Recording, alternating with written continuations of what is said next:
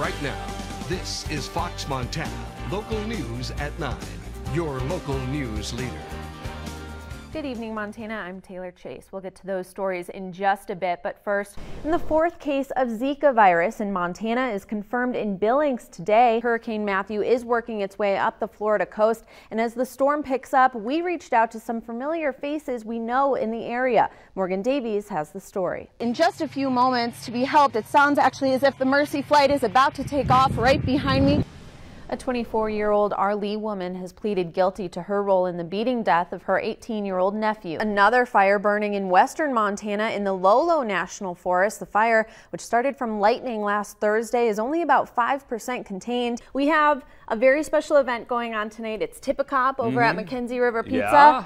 Oh my gosh, my pizza! Goodness. Hey, Here. hi folks! My word, hey! We got the Guardian Pizza here for these guys. Wow, you guys are welcome anytime you bring it. What kind of pizza is it? Can we see? Yep, it's like chicken with a pesto sauce. This is fancy pizza. Absolutely delicious. Coming up, I'm going to share with you how some of the area's oldest homes have become historic treasures. Stay with us.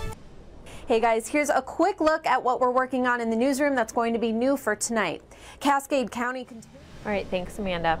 And parents in Great Falls and across the state getting ready for their children to go back to school. And as many parents out there already know, getting kids back into the routine can be a challenge of its own. On the lighter note, though, that was those dancers. That's like you do before each show here. Oh yeah, to get warmed up.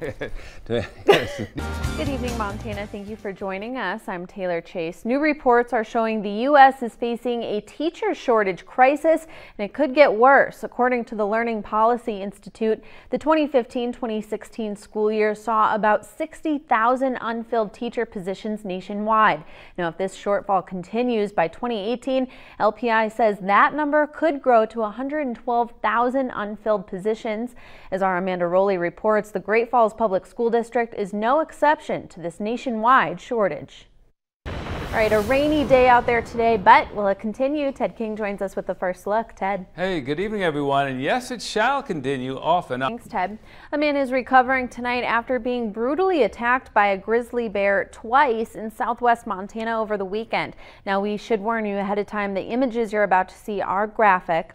Todd Orr posted these pictures himself publicly on his Facebook page. In the video he made just moments after the attack, Orr shows his injuries to those watching. Then, after walking 3 miles, Orr had to drive himself to the hospital. Now, in this situation, Orr did attempt to use bear spray, and while it's unclear why exactly it didn't fully work, FWP officials say he did what he had to do.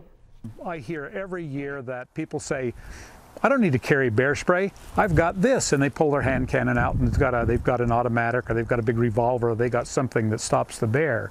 And statistically, a person is as likely to get hurt or killed by a bear if he shoots it with a pistol as if he does absolutely nothing. Bob Gibson with Fish, Wildlife and Parks says you have a 92% chance of never encountering a bear up close if you use the bear spray the right way. If the date has expired, don't use it because it will be less effective. Gibson says remaining calm when attempting to use bear spray is the most effective way to survive. The first thing they do is they do this because they haven't practiced with it, and there still has the safety on, everything. That's the number1 problem, is just a physical, I'm really nervous, I've got a bear running at me, my heart's going, my breathing is shallow, and I've got to remember to take this little clip off of my bear spray before it'll go. And lastly, experts say make sure your bear spray is in an easily accessible place. Those seconds of reaching for the bear spray can be the difference between life and death. Two iconic American outdoor shops have announced today that they are merging. Bass Pro Shops has bought out Cabela's for over $5 billion. The deal covers 85 specialty retail stores, primarily in the western U.S. and Canada. Julissa Talkington, the retail marketing manager for the Billings Cabela's, says she's not sure what the fate of their store is, and if you're currently a Cabela's Club loyalty member or have a Cabela's credit card, don't worry. Bass Pro also announced a multi-year partnership with Capital One, who will help to manage both. Tommy Milner, Cabela's chief executive officer, says the Cabela's board unanimously decided this merger was the best path for Cabela's, its shareholders, outfitters, and customers, saying Cabela's is pleased to have found the ideal partner in Bass Pro Shops. In an effort to help those who have served our country, a veterans group on the High Line is making it easier for others to access the services they're entitled to. People say you don't know what someone has gone through until you have walked a mile in their shoes, and that's exactly what makes Ann Denny the perfect director of the Strengthen the Warrior project in Rocky Boy. She served for 5 years in the U.S. Army and knows firsthand what veterans deal with every day. She says that's why it's so important to get services from the VA.